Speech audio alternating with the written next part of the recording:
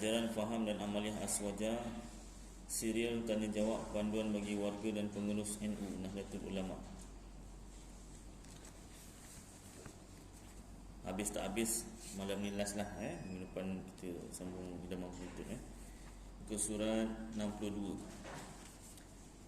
tentang soalan apakah tawassul kepada orang yang sudah meninggal itu dibenarkan. Kerana menurut sebahagian orang tawassul hanya diperbolehkan dengan amal perbuatan kita sendiri. Baik, tawassul ni apa? Kata tawassul secara bahasa adalah upaya mendekatkan diri kepada Allah Subhanahu Wa Taala. Wasilah artinya adalah tawassul itu daripada wasilah, artinya adalah sesuatu yang dijadikan Allah Subhanahu Wa Taala sebagai perantara untuk mendekatkan diri kepada Allah Subhanahu Wa Taala dan pintu menuju kebutuhan yang diinginkan, keperluan. Allah Subhanahu Wa Taala berfirman, artinya lebih kurang, hai orang-orang yang beriman, bertakwalah kepada Allah dan carilah jalan yang mendekatkan diri kepadanya dan berjihadlah pada jalannya supaya kamu mendapat keberuntungan. Quran surah Al-Maidah ayat 35. Allah Ta'ala perintahkan cari jalan untuk mendekatkan diri kepada Allah. Dan dalam ayat yang lain artinya lebih kurang, orang-orang yang mereka seru itu mereka sendiri mencari jalan kepada Tuhan mereka. Siapa di antara mereka yang lebih dekat, yakni kepada Allah, dan mengharapkan rahmatnya dan takut akan azabnya. Sesungguhnya azab Tuhanmu adalah suatu yang harus ditakuti. Surah Al-Isra ayat 57. Dengan demikian, praktik ataupun amalan tawassul tidak lebih dari upaya mendekatkan diri kepada Allah Subhanahu Wa Taala. Sedangkan wasilah adalah sebuah media, alat pengantara dalam usaha tersebut. Tujuan utamanya adalah berpusat kepada pendekatan diri kepada Allah. Tidak ada sedikit pun keyakinan menyekutukan Allah Subhanahu Wa Taala, yakni syirik.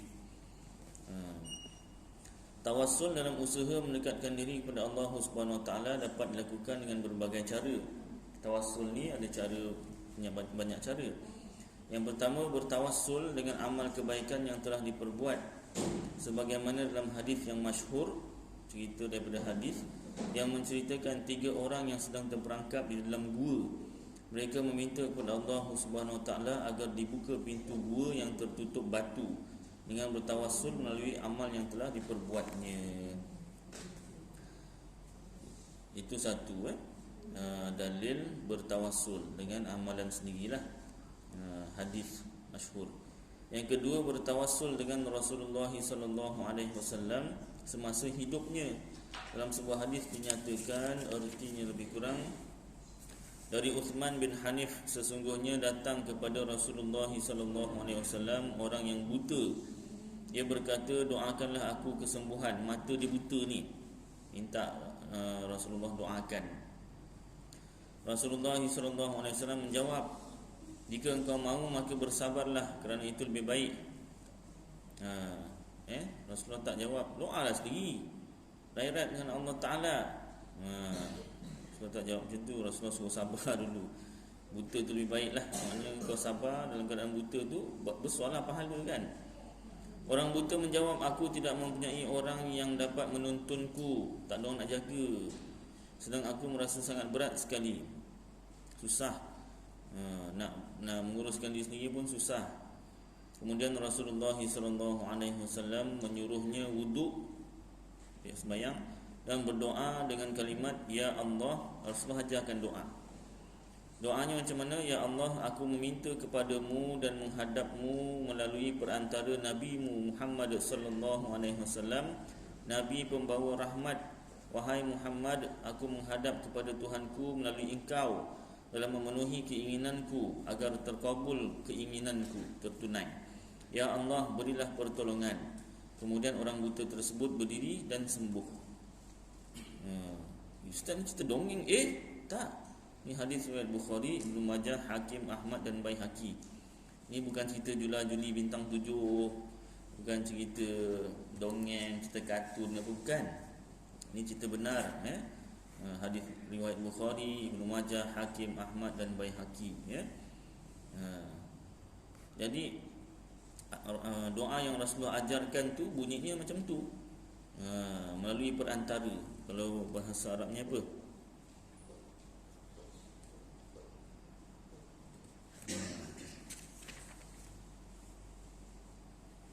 Allahumma inni as'aluka wa atawajjahu ilaika bi nabiyyika Muhammad, dengan nabi engkau, tu kan. Dengan keberkatan nabi engkau lah. Makna ayat kalau dari segi makna saja, dengan nabi engkau. Ya Allah, aku minta kepadamu dan menghadapmu melalui perantara nabimu. Sini ada tulis lagi perantaramu. Kalau bahasa Arabnya bi nabiyyika. Allahumma, ya Allah, ya Tuhanku, ini sesungguhnya aku as'aluka, aku memohon kepada engkau, atawajjahu, dan aku menghadap engkau, ilaika, kepada engkau, binabiyika, dengan nabi engkau, Muhammad sallallahu alaihi wasallam.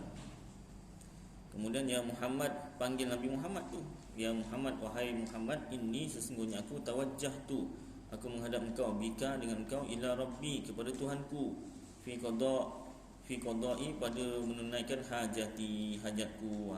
Niatkanlah, niatkanlah hati, ya Allah. Kalau dalam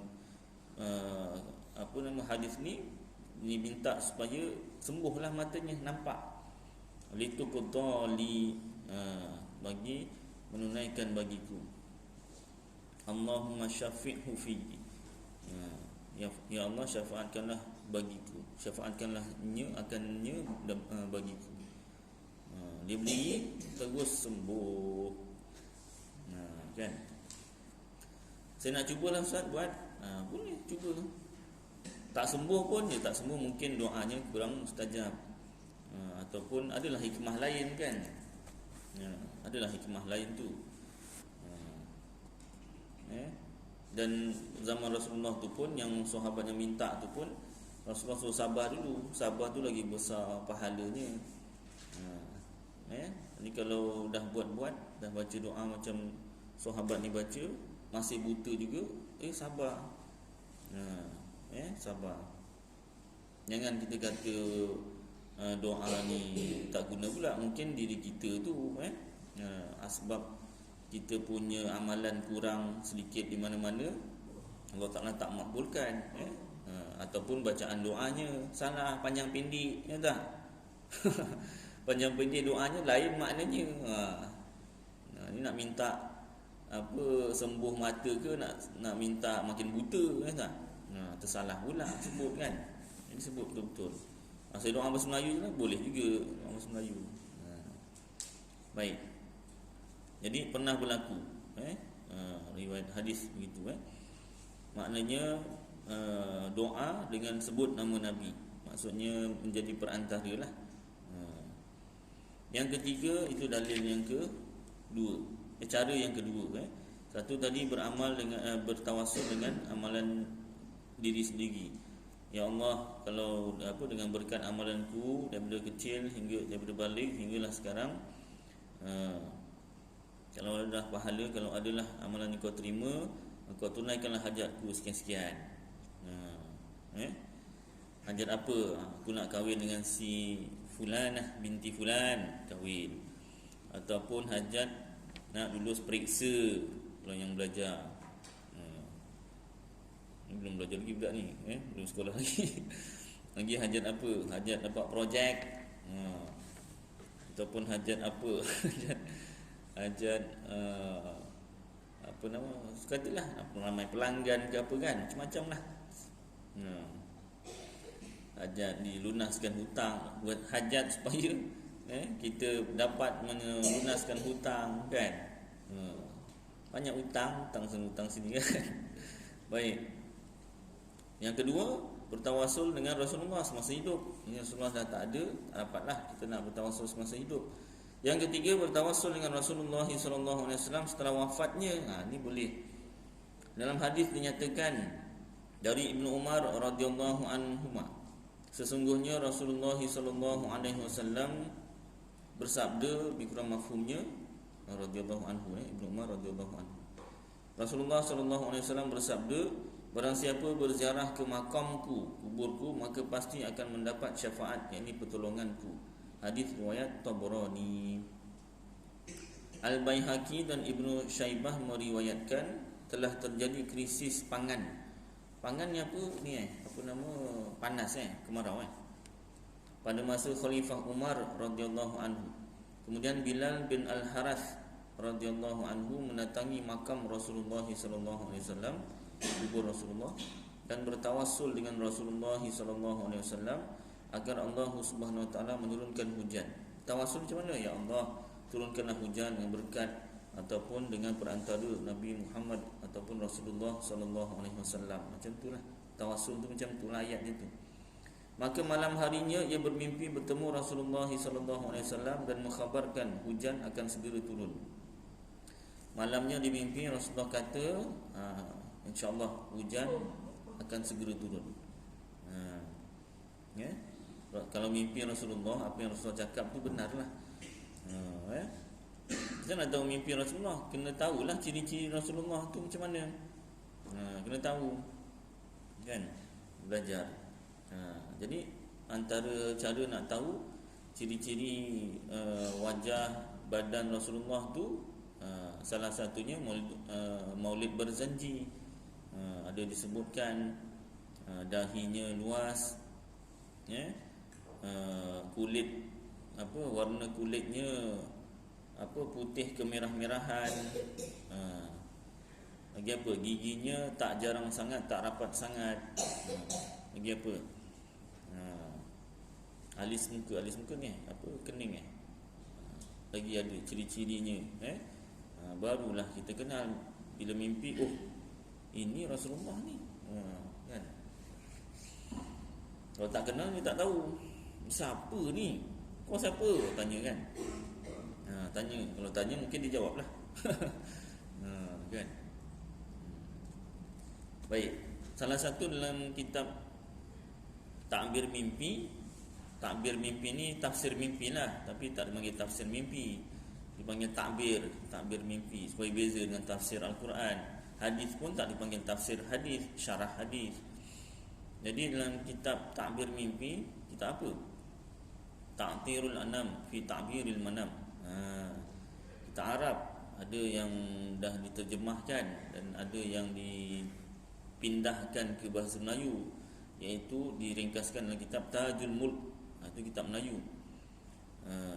Salah satu bab mimpi ni, kalau mimpi orang yang telah meninggal dunia, contohnya katalah bapa kita dah meninggal dunia, kita mimpi dia, kemudian dia cakap sesuatu, apa yang dia cakap tu benar, insya-Allah. Kenapa? Sebab dia daripada alam yang benar, alam barzakh.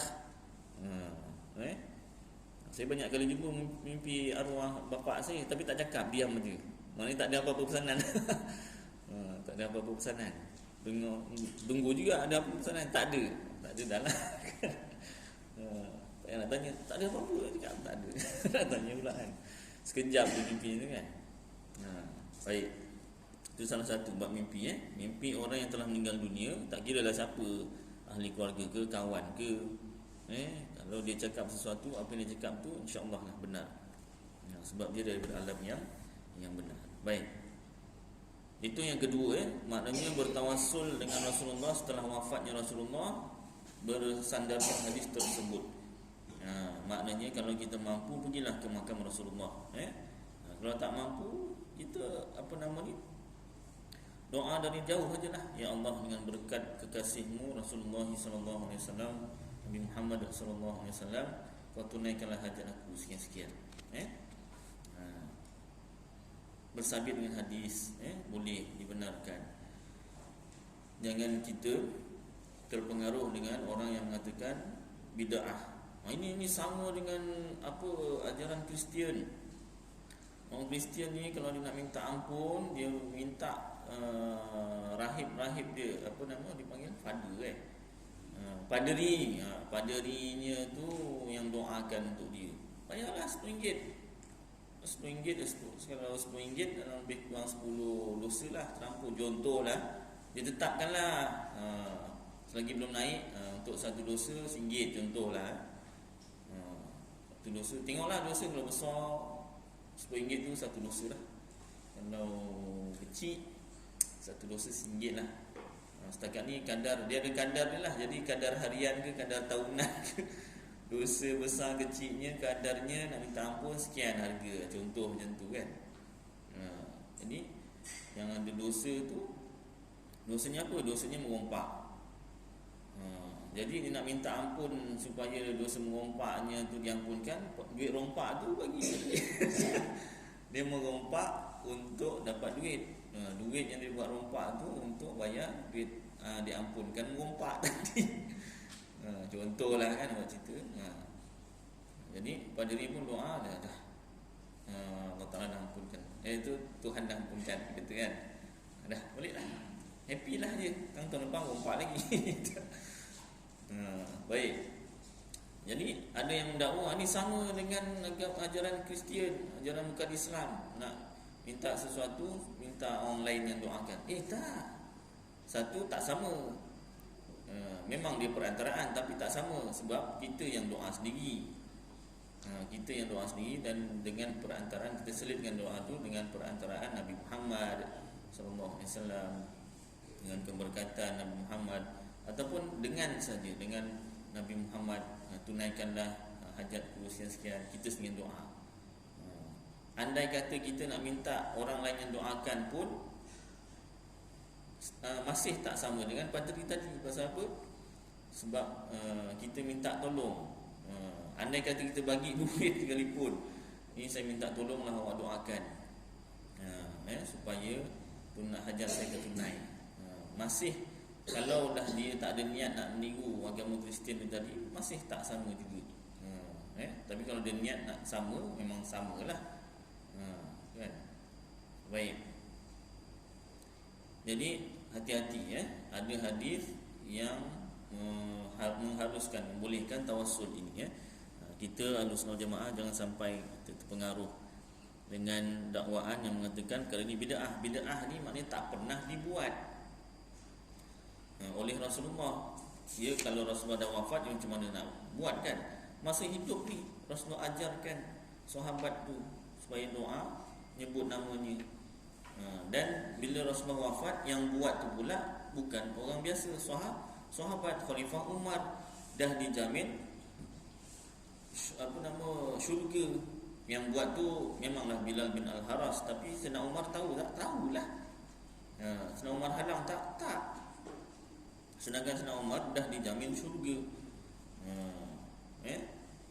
Jadi takkanlah Sayyidina Umar yang dah dijamin syurga ni membiarkan sahaja Bilal bin Al-Haras buat perkara yang tak dibenarkan oleh Rasulullah. Baik. Jadi itu dalil yang ketiga. Yang keempat, bertawasul ataupun cara yang ketiga. Yang keempat, bertawasul dengan orang-orang soleh. Rasulullah sallallahu alaihi wasallam bersabda, artinya lebih kurang Rasulullah sallallahu alaihi wasallam bersabda lagi, bertawassullah kalian dengan aku dan dengan para keluargaku, sesungguhnya orang yang bertawassul dengan aku tidak akan ditolak. Hadis riwayat Ibnu Hibban. Imam Bukhari meriwayatkan dari Anas radhiyallahu anhu pada saat krisis pangan. Ini kemarau lagi lah, kerana tidak ada hujan. Sahabat Umar bin Khattab radhiyallahu anhu berdoa meminta hujan dan bertawassul dengan sahabat Abbas radhiyallahu anhuma, yang merupakan paman Rasulullah sallallahu alaihi wasallam, pakcik, bapa saudara. Macam mana doanya? Ya Allah, berilah kami hujan dengan perantara Nabi Muhammad sallallahu alaihi wasallam dan Abbas radhiyallahu anhu, paman Nabi, pakcik Nabi, bapa saudara Nabi. Kemudian turunlah hujan. Lepas doa terus turun hujan, ya Allah. Lalu Umar radhiyallahu anhu berkata, wahai kalian semua, sesungguhnya Rasulullah sallallahu alaihi wasallam melihat Abbas radhiyallahu anhu seperti anak kepada bapanya. Seperti anak kepada bapanya. Maka ikutilah dan jadikan beliau sebagai wasilah kepada Allah. Sayyidina Umar sendiri yang doa. Tadi Sayyidina Umar membiarkan Bilal bin Al-Haras. Yang ini Sayyidina Umar sendiri berdoa. Jadi maknanya selain Rasulullah pun boleh juga kita bertawassul. Cuma yang paling utama bertawassul dengan Rasulullah lah. Kemudian boleh juga kita bertawassul dengan orang-orang soleh, orang-orang yang baik. Contohnya wali Songo, Habib almarhum Habib. Tak kira lah orang-orang soleh lah.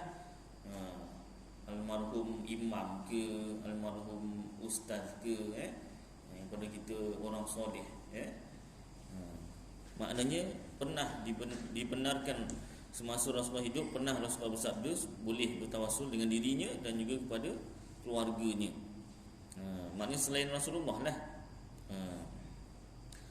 Atas dasar beberapa dalil di atas serta dalil-dalil lain yang tidak dapat saya sebutkan semuanya, banyak lagi dalil, ini 4. Kalau orang nak kebenaran, memang diberi hidayah oleh Allah, memang dipelihara akidahnya oleh Allah, 4 pun dah cukup, 1 pun dah cukup. Tapi kalau memang Allah Ta'ala takdirkan dia itu tidak menerima hidayah ataupun tak nampak kebenaran, dia 400 dalil pun berbuih mulut pun tak habis. 1 tahun kuliahnya dalil pun takkan diterima. Tak tahu apa lagi yang nak disebutkan, tak tahu. Dah ada Al-Quran, dah ada hadis, masih tak nak terima, tak tahu apa lagi nak disebut. Atas dasar beberapa dalil di atas serta dalil-dalil lain yang tidak dapat saya sebutkan semuanya, para ulama Ahlus Sunnah wal Jamaah bersepakat tentang hukum bolehnya, bahkan disunnahkannya bertawassul. Para ulama-ulama besar Ahlus Sunnah juga melakukannya. Imam Syafi'i contohnya ketika berada di Baghdad, Iraq, selalu menyempatkan diri mengunjungi makam Imam Abu Hanifah dan bertawassul. Imam Ahmad bin Hanbal juga bertawassul dengan Imam Syafi'i dan Imam Malik, serta menyerukan kepada semua orang agar bertawassul dengan Imam Malik jika mempunyai hajat. Ya Allah. Imam Abu Hasan Asy-Syadzili berkata, barang siapa mempunyai hajat, maka bertawassullah dengan Imam Al-Ghazali. Menurut para ulama, bertawassul melalui Rasulullah SAW atau orang-orang soleh pada hakikatnya adalah bertawassul dengan amal kebaikannya sendiri. Hal itu dikarenakan sesungguhnya mereka yang bertawassul dengan seseorang tidak lain kerana kecintaannya serta kemuliaan orang yang ditawassulinya, padahal mencintai mereka adalah bahagian dari amal kebaikan.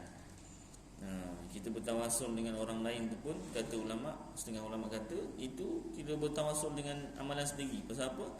Sebab kita mencintai orang soleh tersebut. Kalau tak, takkanlah kita minta bertawassul sebut nama orang tu dengan keberkatan orang soleh sekian-sekian, Fulan bin Fulan.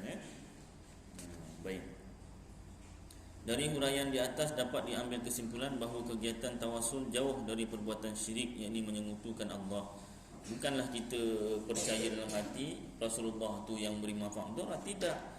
Dan bukanlah kita percaya dalam hati orang-orang soleh tu yang beri manfaat pada kita, tidak. Kita percaya Allah yang beri manfaat mudarat. Cuma dengan keberkatan, dengan kedudukan, pangkat dalam Islam lah, Rasulullah dan orang-orang soleh ni, mudah-mudahan hajat kita diterima. Ibaratnya kalau macam kehidupan seharian ni, contoh macam saya sendiri nak ambil tauliah, dia hujung tu dia butiran peribadi apa semua, latar belakang belajar apa semua sampai tahap mana, last kali tu sokongan mesti ada 2 orang yang berjawatan. Kalau sokongan isteri saja tak boleh, kecuali isteri tu ada jawatan lah, kan? Ataupun sokongan kawan baik, kawan karib apa, kecuali dia tu ada jawatan lah, mesti ada sokongan. Tu kampung ke, imam ke, tapi kalau dia nak yang DG tu, DG apa benda tu kan, jadi ketua kampung ataupun yang ada pangkat lah, sokongan. Pasal apa? Kalau tak ada sokongan ni susah nak diterima. Bukan tauliah aja, perkara-perkara lain pun ada juga sokongan. Kalau nak pinjam, nak buat loan pula, mesti ada apa? Apa dia panggil? Guarantor. Oi, tak ada guarantor tak boleh, bank tak percaya. Nak gaji tak cukup ataupun cukup-cukup, syaratnya. Contoh syaratnya nak beli rumah flat, contoh rumah flat berapa? Tak ingat lah berapa. Dia 1/3 daripada gaji. Maknanya bulanan flat tu nanti 1/3 daripada gaji. Itu kalau flat tu 500 bulan, gaji mesti mau 1,500. Kalau tak silap lah macam tu kan. Jadi baru boleh. Kalau cukup-cukup, mesti ada kereta, di kereta ke apa sama. Mesti ada sokongan. Siapa tak percaya. Tapi nak bagi nama kereta pun hati-hati tuan-tuan. Kita kenal orangnya macam mana, tak apa. Kalau kita dah kenal, ni tak boleh ni, nama aku sangkut ni. Bini saya jadi gerento, tak beli apa, pintu pagar ke apa, tak gitulah. Tak mahal sangat, 10,000 ke apa, kalau tak silap gitulah.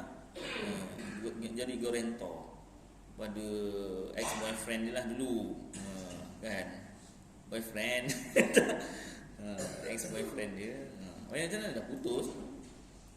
Sampai sekarang bila nak apa buat pinjaman, nama tengok dekat Sikris tak lepas lagi, tak settle lagi. Dah berpuluh tahun dia cerita tak settle lagi, nama masih ada.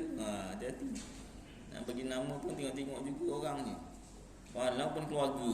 Kalau keluarga lagi jadi hal, berpecah belah juga. Ya tak? Hati-hati. Buatlah alasan kalau dah memang takut kan, dan kita kenal orangnya kan. Minta maaf lah, aku dah tak boleh. Baik. Jadi ibaratnya macam itulah, seolah-olahnya kita doa kepada Allah Ta'ala tu supaya diterima hajat kita tu dengan keberkatan Rasulullah dan orang-orang soleh. Baik. Kemudian tidak ada maksud sedikit pun dari orang yang bertawassul untuk memanjatkan doa kepada selain Allah. Bukan kita doa kepada selain Allah Ta'ala. Habis itu ya Muhammad, ya memang Rasulullah ajar ya Muhammad. Habis itu kan masa Rasulullah hidup, ya dah doanya macam tu. Masa wafat pun macam tu jugalah doanya. Rasulullah dengar tak? Dengar. Orang mati dengar. Orang mati dengar apa kita cakap. Cuma dia tak, kita yang tak dengar dia cakap. Kita yang tak dengar. Kalau kita dengar, insaf semuanya. Ya tak? Kebumikan mayit, dia dengar suara kita. Tu yang imam talqin, dia dengar, dia belajar. Tu yang hadis Rasulullah, belajarlah kamu minal mahdi ilal lahdi, daripada buayan sampai liang lahat. Dah masuk liang lahat lah. Dah matilah. Mana ada orang belum mati masuk liang lahat? Ada itu hari ada pertandingan, itu scam. Bukan pun scam. Ada pertandingan, siapa dapat masuk kubur lah masa 1 hari ke apa, dapat hadiah wang tunai sekian-sekian. Rupanya scammer, bukan, tipu. Jadi orang dah matilah, meninggal dunia lah, masuk dalam yang lahat. Itu salah satu hadis dalil talqin. Jadi orang meninggal dunia dengar apa yang orang dekat dunia ni cakap. Cuma orang kat dunia yang tak dengar apa yang dalam kubur tu cakap. Kalau dengar, insaf semua. Kau jangan, aku dah masuk kubur ni. Jangan. Dengarlah cakap aku. Settle masalah, insaf semua. Baik, azan ya. Sambung sikit.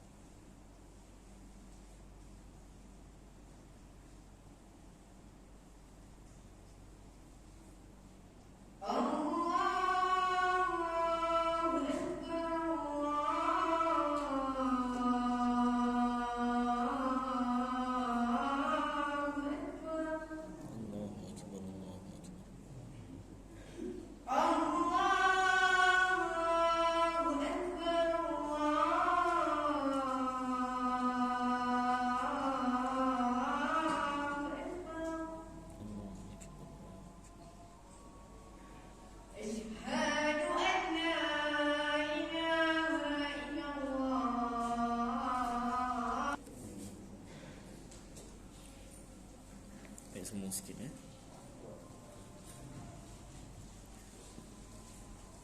Dari huraian di atas dapat diambil kesimpulan bahawa kegiatan tawassul jauh dari perbuatan syirik, yakni menyekutukan Allah.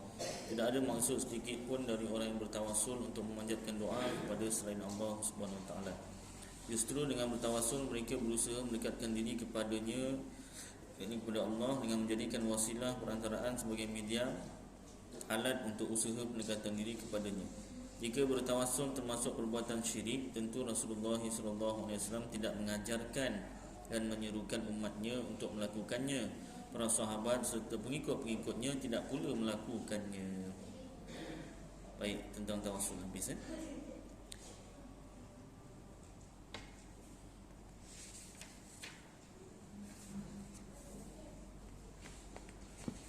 Baik, lagi.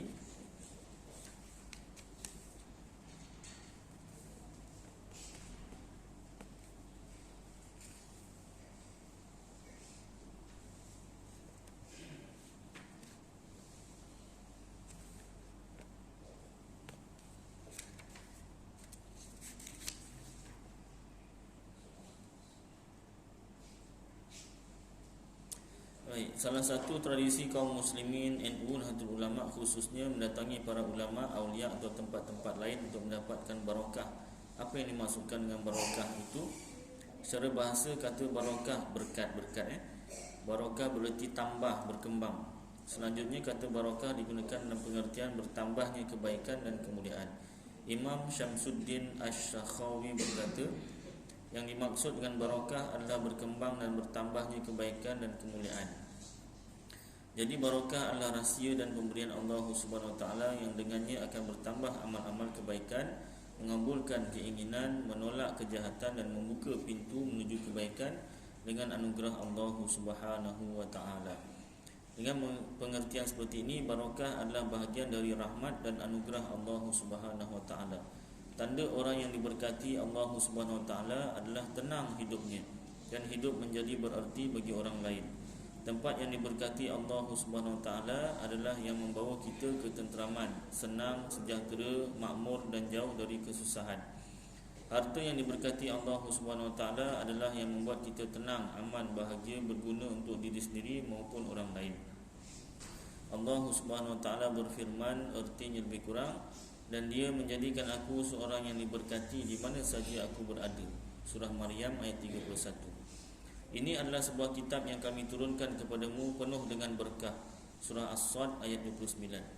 Dan berdoalah ya Tuhanku, tempatkanlah aku pada tempat yang diberkati. Surah Al-Mu'minin ayat 29. Maha agung nama Tuhanmu yang mempunyai kebesaran dan kurnia. Surah Ar-Rahman ayat 78. Rahmat Allah dan keberkatannya dicurahkan atas kamu, hai Ahlul Bait. Surah Hud ayat 73.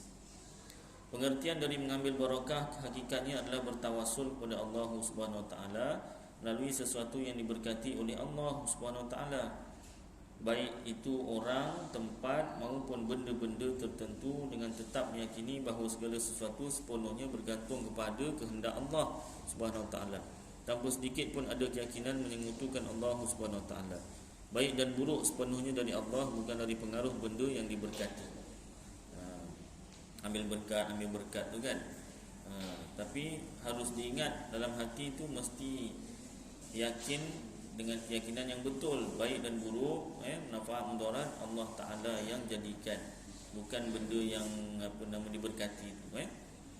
Sayyid Muhammad bin Alwi bin Al-Maliki berkata, sebaiknya kita tahu bahawa mengharap barakah itu tiada lain kecuali hanya sarana menuju Allah Subhanahu Wa Taala melalui sesuatu yang diberkati Allah Subhanahu Wa Taala. Baik sarana itu berbentuk asar, tempat maupun seorang hamba Allah Subhanahu Wa Taala. Orang yang diberkati Allah Subhanahu Wa Taala kerana keutamaan dan kedekatannya kepada Allah, hubungan yang sangat rapat kepada Allah, harus diyakini bahawa dia tetap tidak mampu memberikan kebaikan dan menolak bara bahaya kecuali atas seizin Allah Subhanahu Wa Taala. Izin Allah yakni Allah yang jadikan, Allah yang takdirkan. Asar yang diberkahi kerana dihubungkan dengan seseorang yang mulia, maka dengan begitu asar itu menjadi dimuliakan, diagungkan dan dicintai kerana kemuliaan orangnya. Sedangkan tempat-tempat yang diberkati sebenarnya tidak ada keutamaan khusus pada tempat itu sendiri, melainkan disebabkan kebaikan dan kebajikan yang selalu dikerjakan di sana. Macam juga batu ataupun simen kalau dibuat masjid mulialah. Kalau batu atau simen tu dibuat tandas, ia hinalah. Baik, Al-Habib Zainul Abidin Al-Alawi berkata, sebahagian orang arifin, orang yang mata hatinya dibuka oleh Allah Subhanahu Wa Taala, menyebutkan bahawa hikmah di balik mengambil barakah dari bekas-bekasnya orang soleh, asar-asar itu tadi bekas-bekas orang soleh, dan tempat-tempatnya serta segala sesuatu yang menempel dengannya, yang bersentuhan, bahawa tempat yang mereka tempati itu bertemu dengan pakaiannya, dan pakaiannya memuat pada tubuhnya, dan tubuhnya memuat pada hatinya, sedangkan hatinya selalu pada kondisi keadaan ingat kepada Allah Subhanahu Wa Taala. Itu kaitan dia. Maka apabila Allah Subhanahu Wa Taala mencurahkan anugerah ilahinya kepada hati mereka, tersebarlah barakahnya kepada segala sesuatu yang menempel, yang bersentuhan, melekat atau berkaitan, atau yang berada di sisinya. Sebagaimana firman Allah Subhanahu Wa Taala, artinya lebih kurang, maka aku ambil segenggam dari jejak Rasul, surah Taha ayat 96. Para ulama telah banyak membicarakan hukum mengambil barakah dan berkesimpulan bahawa mengambil barakah dari orang, tempat atau benda hukumnya adalah boleh dengan syarat. Ada syarat, tidak dilakukan dengan cara-cara yang menyimpang syariat Allah Subhanahu Wa Taala. Berikut saya sebutkan beberapa di antara dalil-dalilnya. Allah berfirman, artinya lebih kurang, dan Nabi mereka mengatakan kepada mereka, sesungguhnya tanda ia akan menjadi raja ialah kembalinya tabut kepadamu. Tabut kepadamu. Di dalamnya terdapat keterangan dari Tuhanmu dan sisa dari peninggalan keluarga Musa dan keluarga Harun. Tabut itu dibawa malaikat. Al-Baqarah ayat 248. Sayyid Muhammad bin Alawi bin Al-Maliki menjelaskan kesimpulan dari ayat ini, tafsir ayat tersebut. Kesimpulan dari ayat itu adalah bahawa peti itu adalah milik Bani Israel. Peti itu. Mereka meminta pertolongan kepada Allah Subhanahu Wa Taala melalui peti itu.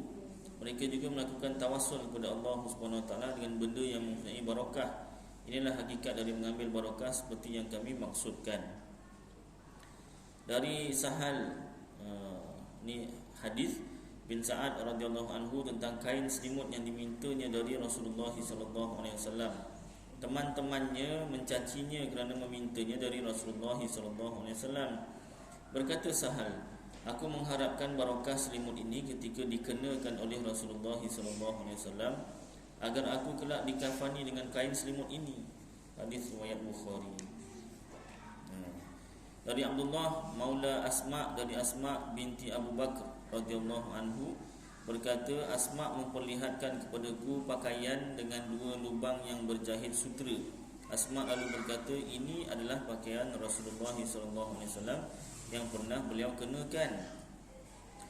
Bukan lelaki tak boleh pakai sutera, Ustaz. Ni khusus untuk Rasulullah. Pakaian itu dulu disimpan oleh Aisyah radhiyallahu anha. Ketika Aisyah wafat, saya menyimpannya. Kami selalu mencucinya ke air untuk obat orang yang sakit di kalangan kami. Hadis riwayat Ahmad. Nampak? Salah satu cara mengambil berkat tu, pakaian Rasulullah tu, Rasulullah pernah pakai. Jadi cuci ke air. Baju tu tak dibasuh. Cuci kalau rendam ke air untuk obat sakit. Demam, celupkan baju Rasulullah tu ke air, minum. Ataupun sapu satu badan. Sakit gigi, buat kat gigi. Sakit mata, lagi apa? Selesema, apa lagi? Kalau kita tak ada kain Rasulullah ni, pergilah klinik Dr. Selamat. Untuk ubat lah. Tak ada. Baik, itu apa nama ni, isteri Rasulullah sendiri. Kan anak Sayyidina Abu Bakar tu.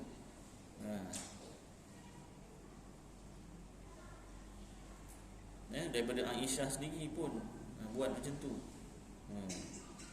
Baik, dari Ibnu jadaan. Takkan kita nak mempertikaikan apa nama ni perbuatan Aisyah dan Asma. Ini isteri Rasulullah, Ummul Mukminin. Dari Ibnu Jadaan berkata Sabit Jadaan berkata Sabit kepada Anas radhiyallahu anhu, apakah tanganmu pernah menyentuh Nabi sallallahu alaihi wasallam? Anas menjawab, ya. Maka Sabit menciumnya. Allahu akbar. Hadis riwayat Bukhari. Dia tak dapat cium tangan Rasulullah.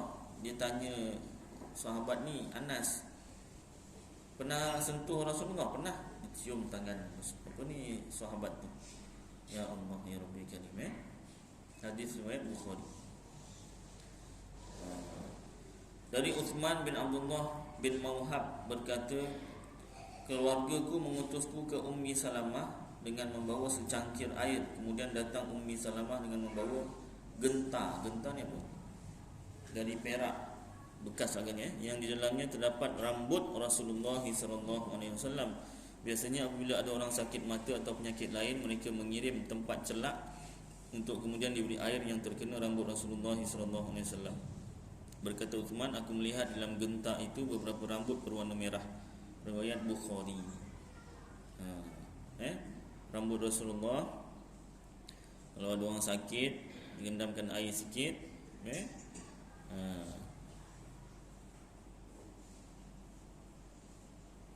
siram, sapukan pada tempat sakit. Rambut Rasulullah. Rambut kita tak payah. Tak payah. Gunting rambut tu kan, kumpul ni jangan buang, saya nak kumpul. Tak ada. Campur air. Jadi apa? Gatal-gatal satu badan. Tak payah. Tak payah. Ini rambut Rasulullah sallallahu alaihi wasallam. Maknanya perbuatan apa nama ni, celup rambut Rasulullah dengan air, buat ubat tu, yang buat ni zaman sahabat ni yang buat. Hadis Bukhari. Ya, ada kisah yang lain. Kalau tak silap dalam kitab Hayatul Sahabah, kalau tak silap lah, Khalid Al-Walid pernah mencari songkoknya yang hilang. Sahabat-sahabat yang lain tanya, kenapa songkok tu? Songkok lain kan ada, beli yang baru lah. Songkok macam kita Ustaz, tak tahulah bentuknya macam mana, tak tahulah, tapi ceritanya songkok lah. Songkok ke kopiah ke, tak tahulah. Kenapa songkok? Sebab dia ada tempat simpan. Kalau kopiah tak ada tempat simpan kan. Dia nak juga songkok yang tu. Kau ni dah kenapa? Belilah lain. Lebih kurang macam tu lah. Nak di dialog kan. Tak boleh, aku nak yang tu juga. Apa yang best sangat kau punya tu? Aku ni dengan songkok yang aku punya hilang tu, tak pernah aku pergi perang pakai songkok ni melainkan menang.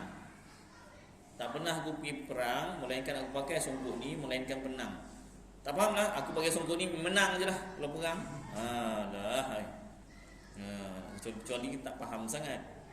Aku pakai je songkok ni kalau aku perang menang. Apa, macam mana boleh menang? Kau bukan pakai pedang ke apa gitu. Songkok aku ada rambut Rasulullah sallallahu alaihi wasallam. Ya Allah ya Rabbi karim. Itu Khalid Al-Walid. Khalid bin Al-Walid mengambil berkat dengan rambut Rasulullah sallallahu alaihi wasallam. Memang Khalid Al-Walid tak pernah kalah. Dia meninggal dunia pun dengan sebab dibunuh musuh, sakit atas katil. Dia kata dia malu juga. Engkau kan singa Allah, mana boleh mati dibunuh musuh. Dia cakap juga, aku malulah pahlawan tapi mati atas katil, tak berperang. Kau digelar singa Allah. Singa Allah tak boleh dibunuh musuh. Singa Allah kan, mana boleh dibunuh musuh, tak boleh. Biarlah tak apa dengan malaikat maut. Memang pun kalau dibunuh orang pun malaikat maut juga.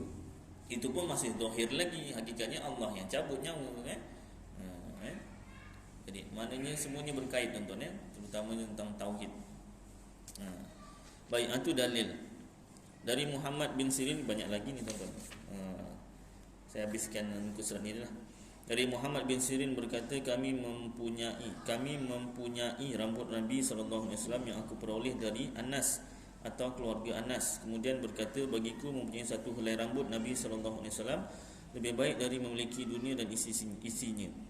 Lebih baik ada rambut tu lah daripada dunia dan isi-isinya Selai je sahabat simpan Nak buat apa rambut tu? Buat makan? Taklah, ambil keberkatan lah. Macam tadi tu celup air buat apa, hilangkan penyakit kan. Tapi adakah sahabat ni percaya rambut tu yang beri manfaat mudarat? Adakah rambut Rasulullah tu? Tidak. Rasulullah pernah bersabda, umat sahabat-sahabatku seperti bintang-bintang di langit. Ikutlah salah seorang, kamu akan berjaya dunia akhirat. Syarah hadis tersebut ikut dari segi apa? Dari segi akidah. Akidah sahabat ni semuanya betul. Sahabat ni apa? Sahabat hidup zaman Rasulullah masih hidup. Dia hidup, kemudian dia beriman dengan Rasulullah, kemudian dia meninggal dunia pun dalam keadaan beriman. Ini nama sahabat. Kalau kita ikut salah seorang, berjaya kata Rasulullah. Dari segi apa? Sebab sahabat ada yang berzina, ada sahabat yang mencuri. Takkan nak disuruh ikut ni sahabat berzina ni, Rasulullah kata ikut salah seorang berjaya. Kan. Sebab kena rujuk syarah hadis. Ada sahabat yang mencuri. Kan masyhur, yang mencuri tu masyhur tu. Apa nama ni hadis tu kan? Dia sembahyang tapi masih mencuri. Rasulullah kata betulkan sembahyang. Sembahyangnya tu akan mencegah dari fahsyat dan munkar. Maknanya sembahyangnya tu betulkan. Tambah ke apa, cek rukun dan sebagainya, sunat-sunatnya. Yang wajib tu dulu dicek. Yang wajib pun tak lepas. Rukunnya tu kan. Salah satunya tumakninah. Kadang tak perasan tuan-tuan. Tumakninah. Punya penting tumakninah ni, ada ulama fikih kata rukun sembahyang bukan 13, 17.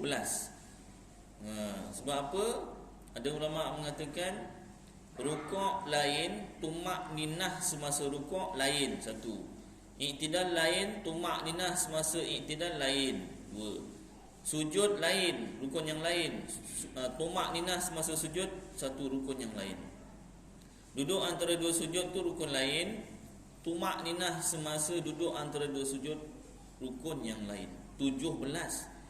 Nak cerita punya pentingnya tumakninah ni. Yang biasa kita dengar 13. Pasal apa? Rukuk serta tumakninah. Serta, walaupun serta, tapi tu rukun. Rukuk saja tak ada tumakninah tak sah. Contoh tumakninah ni apa? Kalau tahu tumakninah ni, tak bagi contoh pun tak apa. Tumakninah ni berhenti seluruh badan. Berhenti seluruh badan. Bukan kaki je berhenti, tangan tak berhenti, badan tak berhenti. Mungkin tuan-tuan pernah jumpa.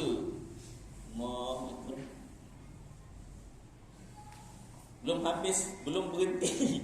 Kaki dah berhenti dah, badan tak berhenti. Kan? Ada yang dia perlahan, dia tak kangkabut, dia perlahan.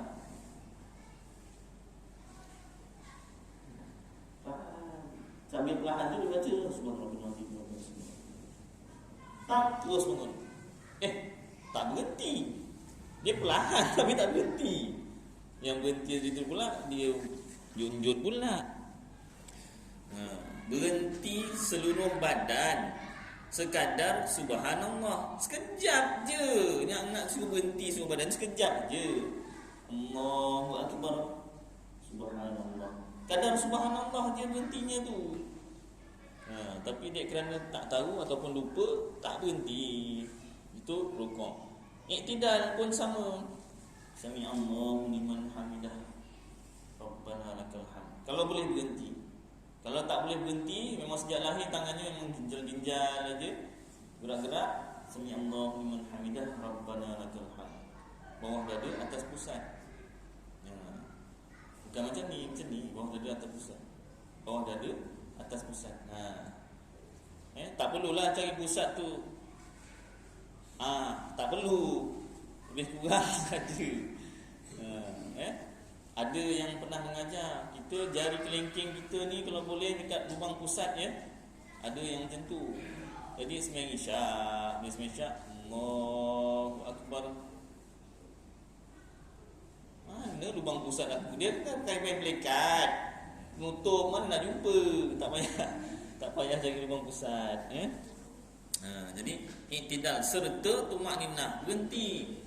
Sami Allahu liman hamidah, Rabbana lakal hamd. Tu dah berhenti tu, itu yang subhanallah. Allahu akbar. Tu yang susah tu. Pasal apa? Ada yang Allah. Tak berhenti ni. Sampai ke bawah jalan. Dah macam jam tinggi. Nah. Ada yang dia berhenti, tapi berhenti dia Allah macam kawat. Nasib baik tak? Tolak. Nasib baik tak macam tu. Satu dua memang kawat betul, dia tak? Iktidal serta tumaninah. Wajib berhenti. Kadar subhanallah aja. Lagi bagus bacaanlah subhana rabbiyal azim wa bihamdihi 3 kali. Sami Allahu liman hamidah, Rabbana lakal hamd. Lebihlah daripada subhanallah. Ini paling kurang. Berhentinya tu sujud Allahu akbar kan. Berhenti seluruh badan. Ya tak? Tangan lagi tak berhenti. Tangan tak bedong ke apa tak tahulah. Masa baby dia tak ni bedong. Dia kata tangan tak bedong. Sibuk tangan. Ya Allah. Ya tak? Kemudian duduk antara dua sujud. Kepala pula, tangan dah diam kan? Tangan kepala pula. Ya Allah, kenapa ni? Kepala nak dibedung pula, tak boleh dibedung. Tangan boleh bedung. Baik. Jadi apa nama ceritanya tadi? Semak sembahyangnya tu. Sembahyang mencegah sifat keji dan mungkar, tu kan? Baik. Itu pernah berlaku. Jadi yang nak diikut sahabat ni akidahnya. Sahabat buat ni, apa nama ni? Simpan rambut Rasulullah, buat apa nama ni? Buat ubat. Adakah sahabat percaya rambut Rasulullah yang beri manfaat mudarat? Tidak. Akidah sahabat tu confirm betul dan dijamin oleh Rasulullah. Yang dijamin syurga ya 10. Tapi jaminan untuk berjaya kalau kita ikut salah seorang, walaupun salah seorang sahabat tu dari segi akidahnya. Jadi sudah tentulah sahabat ni akidahnya betul. Dan dari Anas radhiyallahu anhu berkata, aku melihat Rasulullah sallallahu alaihi wasallam sedang bercukur sementara para sahabat mengitarinya, keliling sekitar. Maka setiap helai rambut yang akan jatuh selalu diambil oleh salah satu dari mereka. Tak pernah dibuang, ambil. Hadis riwayat Muslim. Tu ambil tu nak buat apa? Apa dibuang ke? Buang tak payah, ambil seorang satu. Diambil, simpan. Allah ya Allah. Para ulama yang masyhur juga mengambil barakah dari orang-orang soleh. Diceritakan Imam As-Subki berniat untuk berziarah makam Imam Nawawi. Kemudian dijumpainya sudah meninggal. Nak pergi jumpa Imam Nawawi tapi dah meninggal. Maka beliau mendatangi madrasah Darul Hadis tempat Imam Nawawi mengajar. Lalu bertanya di mana tempat biasanya Imam Nawawi mengajar. Kemudian beliau membolak-balikkan wajah dan janggutnya di atas tempat biasanya Imam Nawawi mengajar. Ya Allah ya Karim. Dia habis tuan, banyak lagi, cuma saya cukuplah kadar ni beberapa dalil Quran dan hadis tentang amalan-amalan. Bukan satu dua, banyak amalan-amalan yang biasa kita buat oleh Ahlus Sunnah wal Jamaah di Malaysia dan Indonesia. Maknanya tuan-tuan, walaupun benda tu nampak macam hanya budaya, adat, tetapi sebenarnya dia adalah amalan agama yang ada dalil Quran dan hadisnya. Cuma kita, kelemahan kita tak tahu, sehingga kalau orang mempertikaikan kita tergugat. Tergugat tu sama ada ragu-ragu ataupun dah mempercayai tuduhan sesat tersebut ke atas amalan-amalan yang biasanya kita buat. Jadi mudah-mudahan apa yang kita baca ni, ini daripada Indonesia, daripada Malaysia pun ada Jabatan Agama Johor sediakan. Lebih kurang sama je dalil Quran dan hadisnya. Jadi mudah-mudahan apa yang kita baca, dengar bersama jadi manfaat untuk diri tuan-tuan, dapat kita amalkan dan sampaikan insya-Allah. Aku qauli hadza wa astaghfirullahal azim li wa lakum wa lisairil muslimina wal muslimat wal mu'minina wal mu'minat fastaghfiruh fa ya fawzal mustaghfirin wa ya najatat taibin. Sallallahu tabaraka wa ta'ala ala khairi khalqihi Sayyidina wa maulana Muhammad wa ala alihi wa sahbihi wa baraka wa sallam. Subhana rabbika rabbil izzati amma yasifun wa salamun ala al-mursalin walhamdulillahi rabbil alamin. Qabbalallahu